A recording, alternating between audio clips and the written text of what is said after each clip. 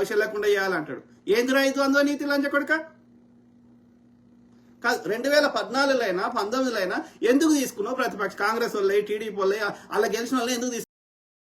కేటీఆర్ కొడుక చెప్పు, హరీష్ రావు కొడుక చెప్పు, దొంగ కొడుకులు. కేసీఆర్ లంచ చెప్పురా, నియత అనేది ఉండదారా? మరి ఇవాళ వాళ్ళందరూ వాళ్ళు కాంగ్రెస్ లోకి వస్తే నీకు ఉద్యమం వచ్చిందిరా?